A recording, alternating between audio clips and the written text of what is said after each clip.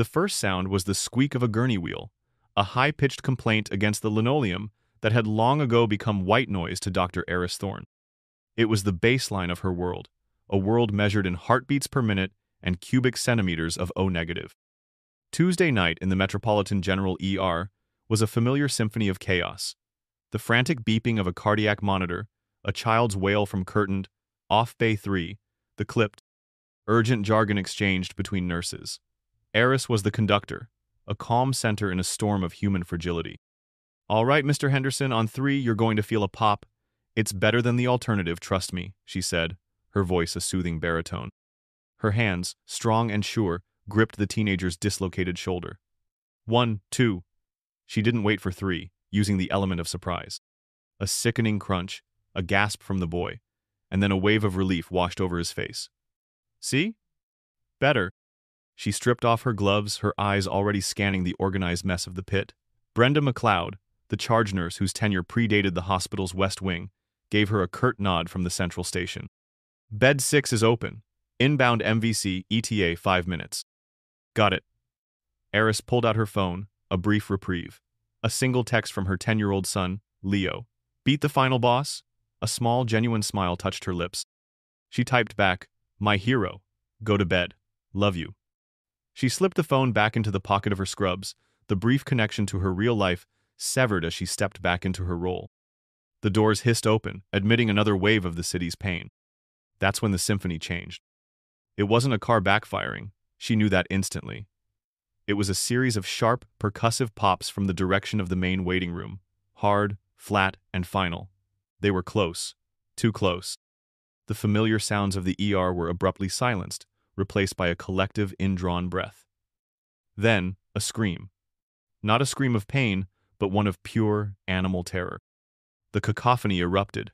The rhythmic beeping of machines flatlined into a single, horrifying tone as people scrambled, knocking over IV stands and trays of instruments. The glass doors to the ambulance bay shattered inward. A man stood there, silhouetted against the flashing red and blue lights of a distant city. He held a semi-automatic rifle, not with the frantic energy of a madman, but with the calm, methodical posture of someone stocking shelves. Time seemed to warp, stretching and compressing. Eris saw things in hyper-detailed snapshots. A fallen security guard by the entrance, the shooter's blank, empty eyes. And then, frozen in the middle of the floor, a gurney carrying a woman and a small boy with a bright blue cast on his arm, the Espinoza family. They had been next in line to be discharged. Maria Espinoza was staring, her mouth open in a silent O of disbelief. Her body protectively arched over her son, Gabriel. The shooter raised his rifle. There was no thought, no calculation of risk. There was only a single, driving imperative forged from years of swearing an oath. Do no harm. In her mind, that had always been an active verb. It meant you did something. Eris lunged. She shoved the gurney with all her might, sending it skidding toward a small alcove behind the nurse's station. As the shooter's gaze followed it, she threw her own body over the mother and child, a human shield of scrubs and bone. She braced for the impact, a prayer for her son flashing through her mind. The world became a series of brutal, physical truths. The first bullet felt like a sledgehammer hitting her upper back, stealing her breath in a fiery gasp. The second slammed into her shoulder, spinning her slightly, a searing electric shock that radiated down her arm. She heard Gabriel screaming beneath her, a thin, terrified sound. The third tore through the soft tissue just above her hip, a deep, sickening violation. The smell of cordite filled her nostrils, acrid and metallic. Her vision swam, the harsh fluorescent lights of the ER blurring into a hazy corona around the shooter's impassive face. Then, the world dissolved into a merciful, silent black. She woke up in pieces, adrift in a fog of morphine. The first thing she registered was the crisp, sterile scent of ICU linens. The second was the rhythmic, reassuring beep of her own heart monitor.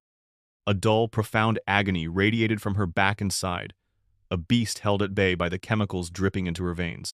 Well, look who decided to rejoin the land of the living. Brenda McLeod's voice was gruff, but her hand, when it rested on Eris's forearm, was surprisingly gentle.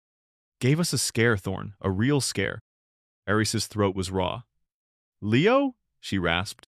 "He's with my sister. He's fine. Scared, but fine. He knows his mom's a damn superhero. Brenda filled in the gaps. The shooter was dead, taken down by police. 6 other people weren't so lucky. 4 patients, 2 nurses, friends, colleagues. Eris closed her eyes, the names a silent, painful litany in her mind. On the television mounted in the corner, her own face stared back at her from a news report. The headline read, Angel of Met General. 36 hours after she had been shot, Karen Vance, the hospital's chief administrator, swept into the room. She carried a bouquet of lilies so large it was obscene, and her smile was a carefully constructed mask of sympathetic concern. Eris, you are an inspiration, Vance began, her voice a well-rehearsed purr. The whole city is talking about your bravery. The board is so proud. And we're all so thankful for the brave men and women of the MPD, who swiftly neutralized the threat and prevented further loss of life. The word snagged in Eris's drug-addled brain. Swiftly. It didn't feel right. The memory was a chaotic, bleeding watercolor, but one detail was sharp, the waiting. The eternity of screams and gunshots before she heard the first siren. It felt like a lifetime. She tried to voice the thought, but it came out as a weak mumble. Vance either didn't hear or chose to ignore it. In fact, she continued, her eyes gleaming, Police Chief Brody Miller himself is coming to the hospital. He wants to present you with the department's highest civilian honor, the Medal of Valor. It would be a wonderful moment of healing for the city, a real symbol of hope. Eris felt a wave of nausea that had nothing to do with her injuries. A ceremony? Here? Now? She could barely sit up. She's in no condition for a press conference, Brenda cut in, her voice sharp. Vance's smile didn't waver. Oh, it's not a press conference. Just a simple, brief acknowledgement. We can do it right here in the room. It's the least we can do to honor our heroes, both in scrubs and in blue. The decision had already been made. Eris was not a patient to be consulted. She was a symbol to be deployed. The next day, her ICU room ceased to be a place of healing and became a stage. It was crammed with cameras, microphones, and stern-faced men in suits. The air, once sterile, was thick with the scent of hairspray and ambition. The bright television lights were blinding, turning the room into a claustrophobic, overheated box. A nurse had given Eris an extra dose of painkillers to help her through it, but the effect was to make her feel like a disconnected observer of her own life. She was propped up in bed, a fresh gown hiding the complex architecture of bandages and drainage tubes beneath. Police Chief Brody Miller was everything his reputation suggested. Tall, handsome, with a politician's smile and a voice that resonated with authority. He stood before the cameras and delivered a speech that was a masterpiece of public relations. He spoke of courage, of sacrifice, of the thin blue line that separated civilization from chaos. In moments of crisis, he boomed, his gaze sweeping across the room, true character is revealed. And while my officers were rushing toward the danger, demonstrating the flawless interagency cooperation that saved countless lives, a hero was already inside.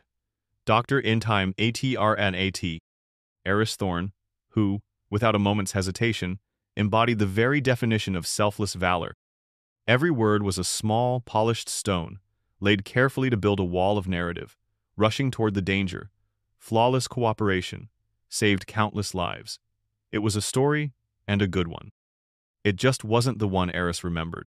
Miller approached her bed, the cameras following his every move.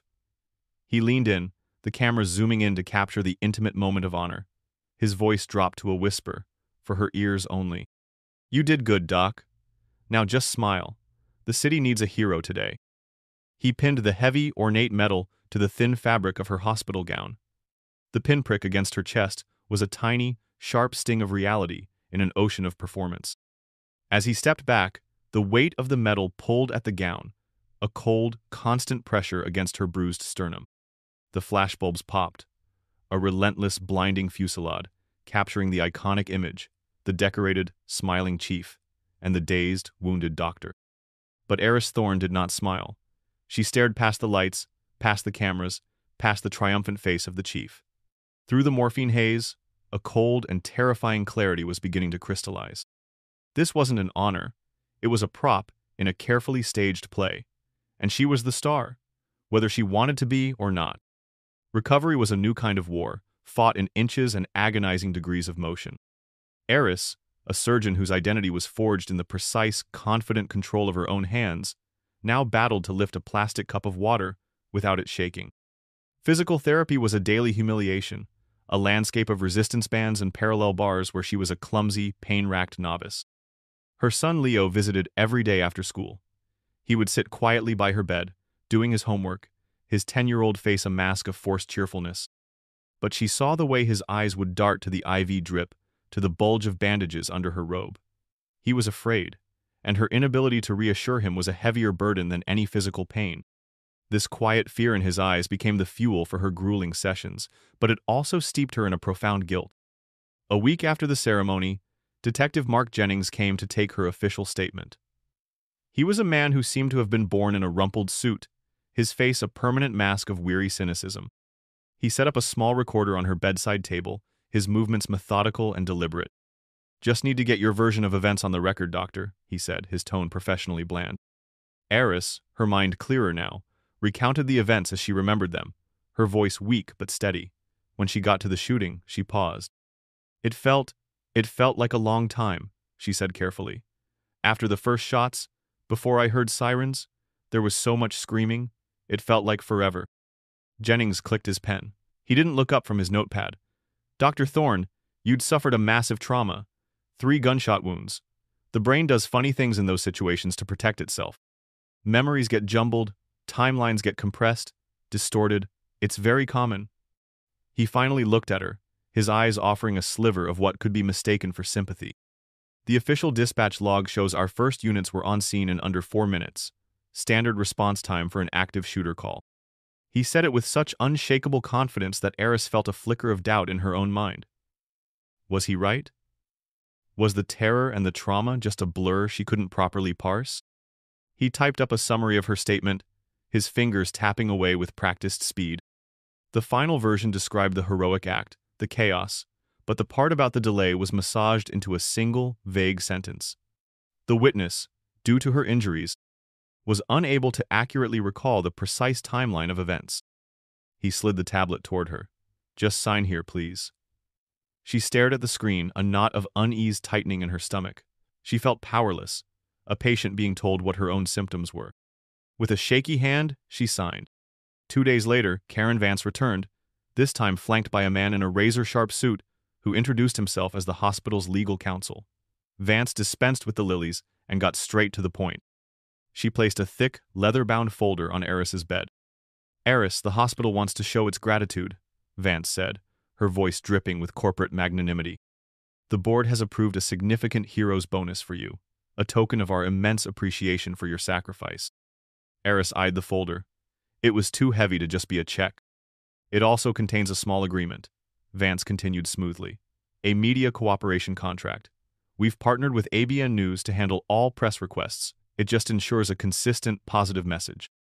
It protects you from being hounded by reporters and protects the hospital from misrepresentation." Eris opened the folder. The first page was a letter detailing the bonus. The figure was staggering, enough to pay off her mortgage and secure Leo's college fund. The pages after that were dense with legalese. An exclusive media contract, a non-disclosure agreement that covered everything from hospital security protocols to internal communications regarding the shooting. It was a gag order, wrapped in a cash bonus. The message was brutally clear. Take the money, be the hero, and shut up. "I need to think about it," Eris said, her voice flat. Vance's smile tightened by a millimeter. "Of course, take your time. Just know we are all on the same team here. We need to present a united front of healing." The hospital had already chosen its narrative. Now, it was trying to purchase hers. 2 weeks after the shooting, Eris was finally allowed to leave her room in a wheelchair. The simple act of navigating the hospital corridors felt like a monumental victory. She wheeled herself to the cafeteria, craving the taste of something other than hospital food. As she sat stirring a lukewarm coffee, a young man approached her table. He was gangly and earnest, with a reporter's notebook clutched in his hand. "Dr. Thorne? I'm Liam Carter. I write for the City Ledger." It was a small, independent online news site. "I know you're not supposed to be talking to the press, but I think you need to see something." Eris was about to wave him away, but something in his nervous energy made her pause. He slid his phone across the table. "I was there that night," he said, his voice low and urgent. Outside. I was listening to the police scanner. The official story is a lie. He showed her the screen. It was a screenshot of the official dispatch log the MPD had released to the press. First units on scene. 9:12 p.m. Then he switched to another file. It was the 911 call log from that night, which he'd gotten from a source in the city's emergency services department. The first call from a nurse inside the ER came in at 8:57 p.m. 15 minutes, doctor, Liam said, his eyes wide. An eternity in a mass shooting. I have a time-stamped social media post from an intern inside your ER, time-stamped at 8:59 p.m., begging for help. They were all alone in there. He put in an earbud and handed the other one to her. He played a snippet of audio from the police scanner. The sound quality was poor, but the words were chillingly clear. It was a commanding officer's voice, calm and authoritative. All units, stage and hold at the corner of Adams and 3rd. I repeat, stage and hold. Wait for SWAT entry team. Do not engage. The coffee in Eris's stomach turned to ice. It wasn't a distorted memory. It wasn't trauma playing tricks on her mind. It was real. They were right there, a block away, waiting. While people bled out. While her friends were dying. Why? She whispered, the single word a pained exhalation. The initial report mentioned a possible bomb, Liam explained, his face grim. It was a false report, but the department has a strict new protocol for those situations. A protocol Chief Miller himself put on the books 6 months ago after a bad incident in Chicago. His tactical patience doctrine. The first responders were ordered not to enter. A breach would have saved lives, but it would have violated the chief's own directive. A delayed, by-the-book response protected him and the department from liability. The pieces clicked into place with horrifying speed. The metal, the carefully worded speeches. Karen Vance's NDA, the bonus. It was all a lie, a beautifully constructed facade to hide a fatal 15-minute truth. Liam leaned forward. They're making you the hero of the story so no one asks questions about the parts they left out. I need your help. I can't write this story without a source. Someone who can speak to what a 15-minute delay actually means in medical terms. Eris looked at his earnest, determined face. She thought of the 6 people who died. She thought of her son, and what kind of world she wanted him to live in, known where truth was for sale, or one where it was worth fighting for. She had a choice. She could be the silent, decorated hero, secure and celebrated, or she could be the doctor who honored her oath, no matter the cost. She gave him a slow, deliberate nod. The backlash was not a wave. It was a tsunami. Acting on Liam's advice, Eris didn't make accusations. She simply released a short, polite statement through a newly hired lawyer, requesting that, in the interest of public transparency, the city release all unedited 911 calls, dispatch logs, and body cam footage related to the Metropolitan General shooting. That night, Jedediah Kane, the fire-breathing host of the nation's top-rated cable news show, dedicated his entire opening monologue to her. Her face, in a severe-looking photo from her hospital ID, was plastered on the giant screen behind him under the headline, The Ungrateful Hero. We live in a world, Kane began, his voice a theatrical blend of sorrow and outrage, where heroism is no longer enough. Now, it must be politically correct heroism. Dr. Eris Thorne, a woman we all hailed as a hero, has decided that the adulation of a grateful city isn't enough. Now, she wants to second-guess, to Monday morning quarterback the brave officers who ran toward the gunfire that she was running away from. He uncovered her signature on a petition during medical school that called for greater police accountability. He twisted her Iranian heritage into a subtle insinuation of divided loyalties. He brought on a former federal prosecutor who claimed her request for evidence was a classic tactic to lay the groundwork for a frivolous, multi-million-dollar lawsuit against the city's taxpayers. The poison seeped into the digital bloodstream of the country. On social media, she was no longer the angel of Met General. She was a crisis actor, a cop hater, a woke grifter. Her mentions were a sewer of vitriol and threats. One morning, she woke up to find a brick had been thrown through her front window overnight. On her driveway, someone had spray-painted the words, "Blue Lives Matter, traitor." She found Leo in his room, staring at his tablet, his eyes welling with tears as he read the hateful comments under a news story about her. The final blow came from Karen Vance. The call was brief and cold. Eris, the board has convened. Your recent actions have created a significant public relations crisis for this hospital. We're invoking Clause 12B of your contract regarding conduct detrimental to the institution. You are being placed on paid administrative leave, effective immediately.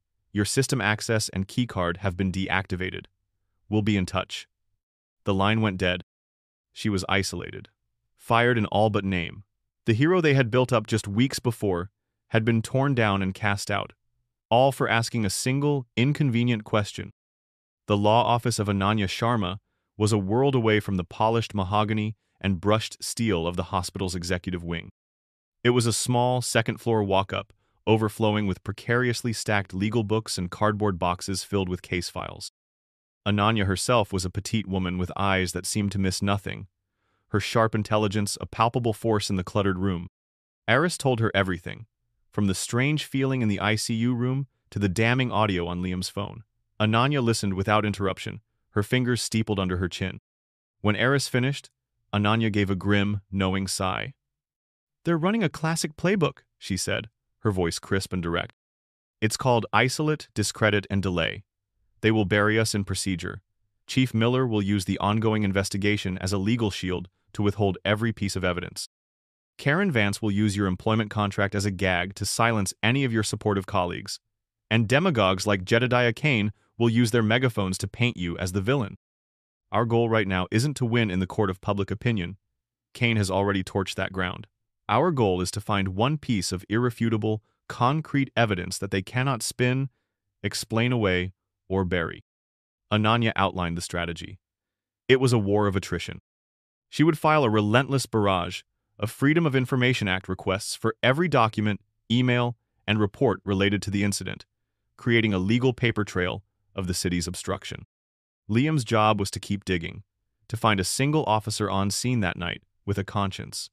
Eris's role was the most painful. She had to become a medical detective. "I want you to go through the autopsy reports of the 6 victims," Ananya instructed, her tone softening slightly. "I'll get them for you.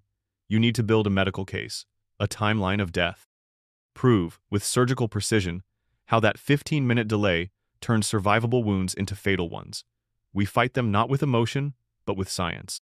A month later, Ananya's legal maneuvering forced the city to allow Eris to provide a formal deposition. The meeting took place in a sterile conference room at police headquarters. Chief Miller sat at the far end of the long table, observing silently, a picture of calm authority. Detective Jennings sat beside the city's lead counsel, a shark in a $1,000 suit. The questioning was a masterclass in passive-aggressive intimidation. The city's lawyer began by having her detail her injuries and the medications she was prescribed. "Dr. Thorne, you were on a significant dosage of morphine, followed by oxycodone, correct?" the lawyer asked, his voice smooth as silk. "Is it possible that these powerful narcotics have affected your memory, your cognition, even now?" Jennings took over, his questions circling her past.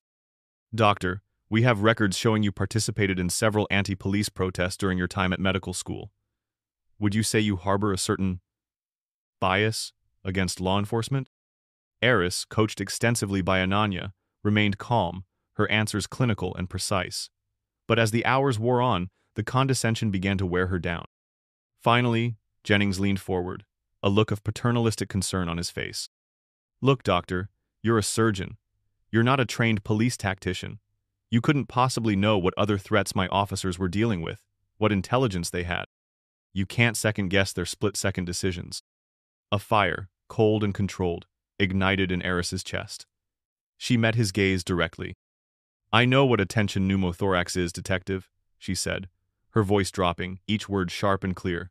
"I know that a patient can bleed out from a femoral artery wound in under 5 minutes. I know the precise window of time you have to restore oxygen to a brain suffering from hypoxic injury. I don't know about your protocols. I know about my patients. 6 of them are dead. 4 of them, including Nurse Davis and Nurse Chen, had wounds that I have personally seen dozens of people survive with timely intervention. You can ask their families what they were dealing with while your officers were staging down the street." The room fell silent. Chief Miller's faint smile had vanished. Eris had won the moral point, but as Ananya had predicted, it changed nothing. The deposition ended. They had their testimony, and she had nothing but a transcript and a mounting pile of legal bills. She was at her lowest point. The legal fight was a slow, expensive bleed.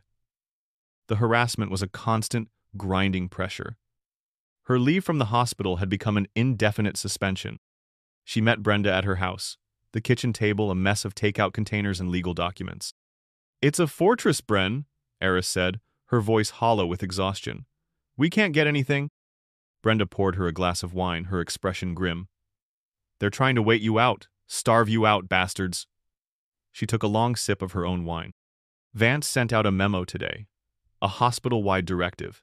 No one is to speak to the media or to you about the shooting. Anyone who does faces immediate termination." She slammed the glass down. "She's turned the place into a prison." Eris deflated, the last of her hope seeming to drain away. Brenda watched her, then her eyes narrowed. A spark of defiance lit her face. "You know," Brenda said slowly, "they just upgraded the whole security camera system a few months back. Top-of-the-line digital servers, the works. The cops confiscated the main server drives the night of the shooting. We know, Bren. It's another dead end." Eris sighed. "But," Brenda continued, leaning forward, a conspiratorial glint in her eye, "the old analog system was still running in parallel. They were supposed to decommission it, but you know how it is with hospital bureaucracy. The IT kid who was supposed to wipe the backup tapes is my nephew's best friend, a lazy procrastinator if there ever was one. Vance told him to wipe them a month ago. I asked him about it last week. He never got around to it." Eris sat up straight. "Where is it?" "In a storage closet in the sub-basement, an old server rack, collecting dust." 2 nights later, at 2 a.m., Brenda swiped her master keycard at a service entrance. Eris and Liam slipped inside, their hearts pounding. The hospital at night was an eerie, silent place, a maze of darkened corridors and humming machines. They moved like ghosts, Brenda leading them down service elevators and through sterile hallways Eris had never seen before. The air in the sub-basement was cool and smelled of dust and ozone. Brenda unlocked a door, marked Auxiliary Data Storage. Inside was a forgotten graveyard of old technology. Liam, his face illuminated by the light of his phone, found the server rack. It was ancient, but the power light was still blinking a hopeful green. He pulled a small toolkit from his backpack and went to work, hooking up a portable hard drive. "This is going to take a while to download," he whispered. They waited in near-total darkness, the only sound the whirring of the old server's fans. It was an hour of agonizing tension. Finally, a small green light on Liam's drive blinked on. "Got it." They didn't look at the files until they were safely back in Liam's cluttered apartment, the sun just beginning to hint at the horizon. Liam navigated through the folders, a confusing jumble of dates and camera numbers. "Okay, let's check the east hallway," Eris said, her voice tight with anticipation. The police report said it was cleared and secured by 9:17 p.m. Liam found the corresponding camera file. The timestamp in the corner read 9:22 p.m., 5 minutes after it was supposedly secure. The hallway was empty, grainy in the low-light footage. Then, a figure walked into the frame. It was the shooter. He wasn't running, he was strolling, his rifle held loosely at his side, as if he were on a leisurely walk. He stopped at a door marked Linen Supply, E. He opened it and stepped inside. The camera was in the hall, so it didn't see what happened inside the closet. But the microphone picked up the audio. 2 muffled, terrified screams. Female voices. Then 2 distinct, sharp cracks from the rifle. Eris felt the air leave her lungs. "That's where they found them," she whispered, her hands flying to her mouth. "That's where they found Deb Davis and Maria Chen, 2 nurses who had been her friends. 2 deaths that happened long after the police were on scene, holding their position, waiting." Liam stared at the screen, his face pale. "My God," he said. "This is it. This is the smoking gun." The elation was short-lived. Liam took the footage to his editor at the City Ledger. He came back to his apartment hours later, his face ashen. "He won't run it," Liam said, slumping onto his couch. "He's terrified." The editor had received a courtesy call from the city's legal department earlier that week. A veiled threat about a massive lawsuit for any publication that ran unverified materials from an ongoing investigation. To drive the point home, the Police Benevolent Association, one of the Ledger's biggest advertisers, had threatened to pull their account if the site published anything inflammatory. The editor, with a family and a mortgage, had folded. It was the final wall. Every official channel was blocked. Ananya's legal motions were hopelessly snarled in procedural delays. The hospital was moving to formally terminate Eris's contract. The public, fed a steady diet of Kane's venom, now saw her as a bitter, unstable woman chasing a payday. They sat in silence in Liam's apartment, the damning video file open on his laptop. It felt like a total, crushing defeat. Eris stared at the screen, at the grainy image of the shooter walking calmly down a hallway that was supposed to be safe. She thought of Deb and Maria. She thought of her son growing up in a city where truth was a commodity that could be threatened and bought into silence. A hard, diamond-bright resolve formed in her heart. She would not let them win. "If no one here will run it," she said, her voice quiet but resonant with a newfound strength, "we send it to someone who will." Liam looked at her, his eyes questioning. "The big leagues, Liam," she said. "Someone they can't threaten. Someone they can't buy." He understood immediately. He turned to his laptop, his fingers flying across the keyboard. He opened a secure, encrypted messaging app and attached the video file, along with a meticulously detailed timeline, autopsy notes from Eris, and a summary of their investigation. The recipient was a name both of them knew well, a Pulitzer Prize-winning investigative journalist at the New York Times, famous for breaking stories that had toppled senators and CEOs. Liam's cursor hovered over the send button. He looked at Eris, a final, questioning glance. She gave him a firm, unwavering nod. He clicked. The file uploaded. There was no going back. The story broke online at 5:07 a.m. on a Thursday. The headline was a digital bombshell. The 15-minute gap. Leaked video shows hospital shooter roaming secured halls as police waited outside. It was an immediate, Category 5 hurricane in the news cycle. The article was a masterwork of investigative journalism, laying out the timeline with devastating precision. It contained the leaked footage, a link to the 911 call logs Liam had procured, and a damning, on-the-record quote from the city's recently retired medical examiner, who confirmed that the wounds of at least 4 of the 6 victims, including the 2 nurses, were eminently survivable with timely intervention. The city's carefully constructed narrative didn't just crack, it disintegrated. By 7 a.m., every national news network was leading with the story. The mayor's office, completely blindsided, issued a terse, "no comment." Chief Miller's press secretary announced he was in meetings and unavailable. The police union released a furious statement condemning the irresponsible and illegal leak of sensitive materials, a desperate attempt to attack the messenger because they could no longer deny the message. The tide of public opinion turned with breathtaking speed. On social media, the hashtag 15minutes was trending worldwide. Maria Espinoza, the mother Eris had shielded, went on national television, her voice trembling with rage as she held up a photo of Eris. "This woman is a real hero," she cried. "Not for what she did for my son, but for what she is doing for the truth. How many more people had to die for Chief Miller's protocol?" Cornered, humiliated, and under fire from the mayor, the city council, and a suddenly ravenous press corps, Chief Miller had no choice. He scheduled a press conference for 2 p.m. The briefing room at City Hall was a feverish madhouse. Every major network had a camera crew packed into the sweltering room. Liam was there, wedged in the back, his small online news site suddenly at the center of a national scandal. Chief Miller walked to the podium, his face a rigid mask of defiance. His usual charismatic charm was gone, replaced by a defensive, brittle anger. He read from a prepared statement, hitting the same talking points. Unprecedented situation, officer safety protocols, fog of war. He refused to address the video directly, calling it a single piece of uncontextualized evidence.